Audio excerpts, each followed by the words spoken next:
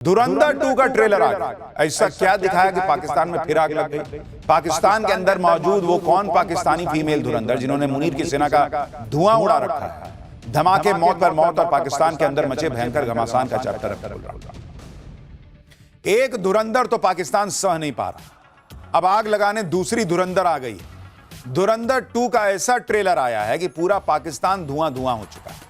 आज इसके बारे में आपको बताऊंगा कि धुरंधर 2 के ट्रेलर में ऐसा क्या दिखा दिया भाई कि पाकिस्तान को फिर डर लगने लगा है कि ये नया भारत है, घर में घुस के मारेगा ही मारेगा।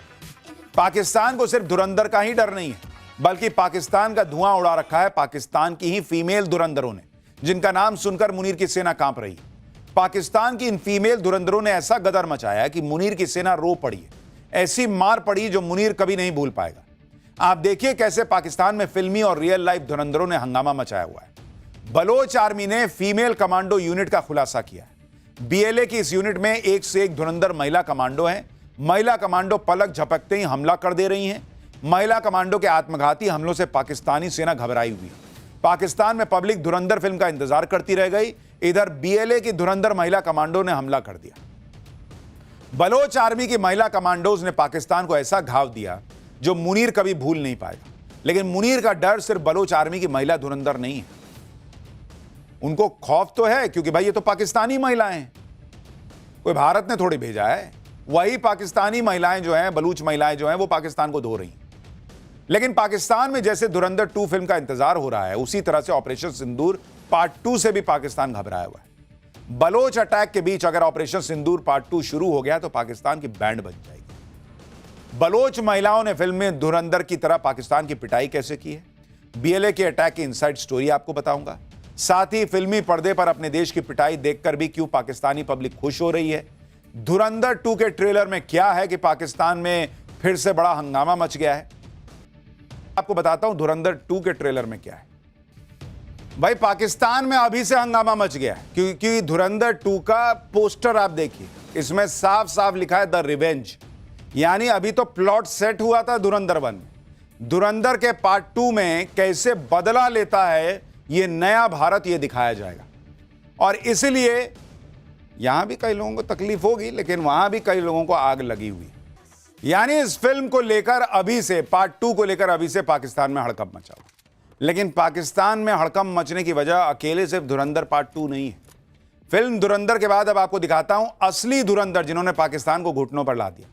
पाकिस्तान के बलूचिस्तान में आजादी की जंग जारी है। बलोच आर्मी ने पाकिस्तानी सेना पर ऐसा हमला किया जो मुनीर की सेना भूल नहीं पा रही। बलोच आर्मी के इस हमले में सबसे अहम रोल निभाया महिला कमांडोज ने। बीएलए की धुरंधर महिला कमांडोज ने ऐसा आतंक मचाया है जिससे पाकिस्तान घुटनों पर है। बीएलए ने अपनी महिला कमांडोज की तस्वीरें भी जारी की, जिसकी चर्चा पाकिस्तान के साथ साथ दुनिया भर में हो रही है। बलोच आर्मी की जिन 2 महिला धुरंधर कमांडोज की सबसे ज्यादा चर्चा हो रही है, उन दोनों के बारे में आपको बताता हूं। इन दोनों ने पाकिस्तानी फौज को अकेले दम पर भारी नुकसान पहुंचाया। एक का नाम हव्वा बलोच है और दूसरी का नाम आसिफा मेंगल। हव्वा और आसिफा ने ऐसा गदर मचाया कि मुनीर के मन में डर बैठ गया। हव्वा बलोच और आसिफा बीएलए की मजीद ब्रिगेड की मेंबर है। मजीद ब्रिगेड के बारे में आगे बताऊंगा, पहले देखिए कि हव्वा बलोच ने किस तरह से पाकिस्तानी फौज पर हमला किया। हव्वा बलोच का वीडियो बीएलए ने खुद जारी किया है, जो पाकिस्तानी फौज पर मोर्चे पर जाने के 12 घंटे पहले का बताया जा रहा है। इस वीडियो में हव्वा बलोच मुनीर की फौज को कैसे ललकार रही है। आप देखिए इन महिलाओं को, पाकिस्तान की सेना से लड़ने जा रही हैं लेकिन खौफ चेहरे पर जीरो। हव्वा बलोच बलूचिस्तान लिबरेशन आर्मी यानी बीएलए की मेंबर थी और वो आत्मघाती हमला करने के लिए ट्रेन की गई थी। हव्वा बलोच को बीएलए ने ग्वादर फ्रंट पर भेजा था। हव्वा का कोड नेम द्रोशुम रखा गया था। हव्वा भारी हथियार चलाने में माहिर हैं। हव्वा ने कई पाकिस्तानी सैनिकों को ढेर किया कहा जा रहा है। बीएलए की धुरंधर जो मुनीर की फौज को ललकार के मार रही थी, उसकी तस्वीरें आपको दिखा रहा हूं। हव्वा की तरह ही आसिफा मेंगल ने भी पाकिस्तान को भारी नुकसान पहुंचाया है। बलूचिस्तान में पाकिस्तान के जुल्मों के खिलाफ आसिफा मेंगल ने हथियार उठाए। आसिफा मेंगल ने पाकिस्तानी फौज पर आत्मघाती हमला किया। आसिफा के बारे में कहा जा रहा है कि वो vehicle born improvised explosive device से हमला करने में माहिर थी। 24 साल की आसिफा बलूचिस्तान के नोशकी की रहने वाली थी। 2 अक्टूबर 2023 को आसिफा बीएलए में शामिल हुई थी। जनवरी 2024 को आसिफा मजीद ब्रिगेड में आई। 31 जनवरी 2026 को बीएलए के ऑपरेशन हेराफ में हिस्सा लिया। आसिफा ने नोशकी में आईएसआई के हेडक्वार्टर पर आत्मघाती हमला किया। आसिफा ने विस्फोटक से लदी गाड़ी के जरिए हमला किया था। चाहे हब्बा बलोच हो या फिर आसिफा, अब बलूचिस्तान की महिलाओं ने पाकिस्तान के खिलाफ हथियार उठा लिए और इस बात से पाकिस्तान परेशान है। खुद पाकिस्तान के रक्षा मंत्री ख्वाजा आसिफ मान रहे हैं कि बलोच आर्मी के पास जो हथियार हैं, जो लड़ाके हैं, वो पाकिस्तानी फौज के पास भी नहीं है। आसिफा और हब्बा बलोच आर्मी की मजीद ब्रिगेड में थी, जिसे बलोच आर्मी की सबसे खतरनाक ब्रिगेड कहा जाता है। मजीद ब्रिगेड में बीएलए के सबसे जाबाज और खतरनाक लोगों की भर्ती होती है।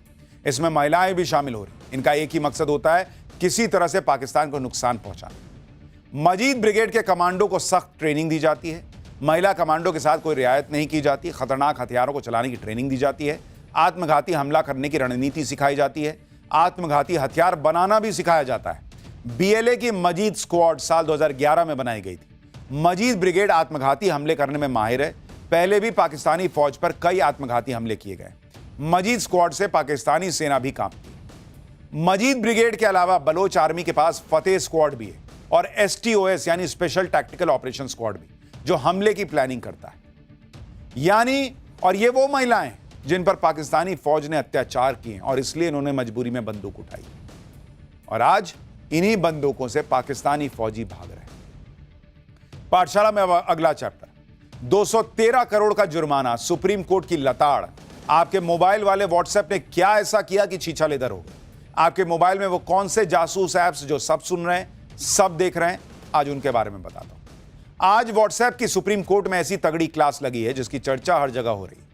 व्हाट्सएप तो आजकल लगभग सभी यूज करते हैं, लेकिन व्हाट्सएप को लेकर आरोप लगते हैं कि व्हाट्सएप आपकी प्राइवेसी के साथ खेल कर रहा है।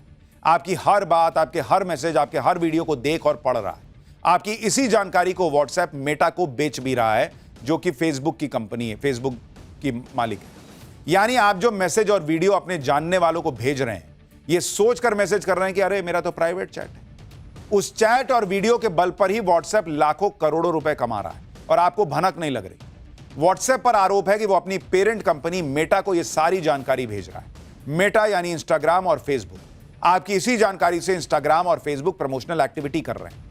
आज व्हाट्सएप को इसी मुद्दे पर सुप्रीम कोर्ट ने धो दिया, जिसकी उम्मीद अमेरिका में बैठे व्हाट्सएप के मालिक मार्क जुकरबर्ग को भी नहीं रही होगी। जो लोग सोच रहे हैं कि व्हाट्सएप सेफ है, जानकारी लीक नहीं होगी, वो पूरी तरह से गलत है। आज यह मामला भारत की सुप्रीम कोर्ट तक पहुंच गया, जिसके बाद सुप्रीम कोर्ट ने व्हाट्सएप और मेटा को कटघरे में खड़ा करके रगड़ दिया, बॉस, फटकार लगा दी। चीफ जस्टिस सूर्यकांत ने कहा कि हम व्हाट्सएप को मेटा के साथ एक भी जानकारी शेयर करने की इजाजत नहीं देंगे। चीफ जस्टिस ऑफ इंडिया ने कहा कि हम आपको इस देश की प्राइवेसी के साथ खेलने की इजाजत नहीं देंगे। कोर्ट ने साफ शब्दों में कहा कि व्हाट्सएप मेटा के साथ डेटा शेयर नहीं कर सकता। व्हाट्सएप डेटा इकट्ठा करने और बेचने के लिए नहीं है, आप सिर्फ मैसेजिंग और कम्युनिकेशन सर्विस देने के लिए हैं। चीफ जस्टिस सूर्यकांत ने व्हाट्सएप से कहा कि आप इस देश के संविधान का मजाक उड़ा रहे हैं। आप इस तरह लोगों की प्राइवेसी के अधिकार के साथ कैसे खेल सकते हैं? कंज्यूमर के पास कोई विकल्प नहीं है, इसलिए आपने मोनोपोली बना ली है। यानी व्हाट्सएप की अच्छी खासी धुलाई हुई है आज सुप्रीम कोर्ट में। और सुप्रीम कोर्ट ने तो यहां तक कह दिया कि भाई नहीं है, ठीक लग रहा है तो जाओ यहां से। लेकिन यह सब तमाशा यहां नहीं चलेगा। व्हाट्सएप की तरह मार्केट में कई दूसरे ऐप भी हैं, लेकिन व्हाट्सएप सबसे ज्यादा इस्तेमाल किए जाने वाला ऐप।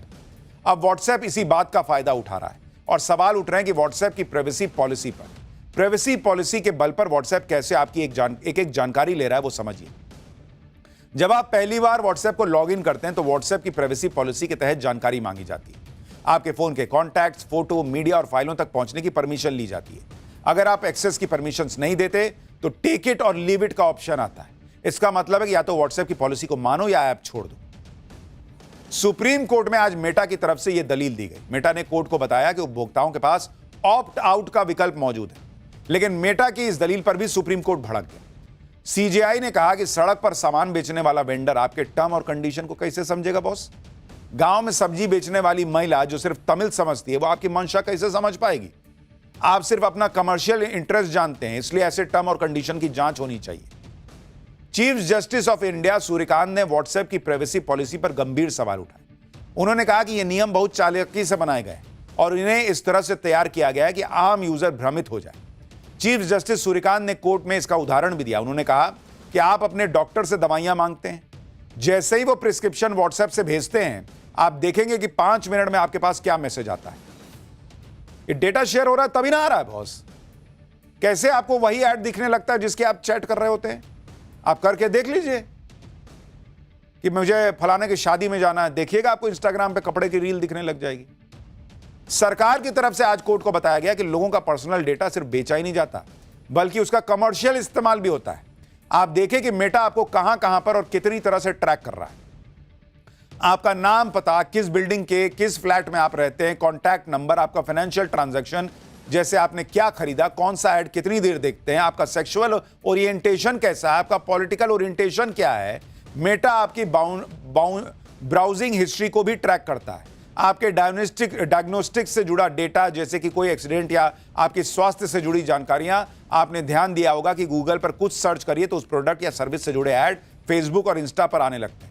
यानी मेटा थर्ड पार्टी वेंडर जैसे कि गूगल तक की सर्च हिस्ट्री तक को एक्सेस कर ले रहा है। आपने खुद ध्यान दिया होगा कि जब आप किसी प्रोडक्ट या सर्विस के बारे में बात करते हैं तो अक्सर फेसबुक और इंस्टाग्राम पर उसी से जुड़े ऐड आने लगते हैं। यानी वो आपकी बातचीत सुन रहा है भाई। मेटा आपकी डिटेल के आधार पर आपको अप्रोच करता है।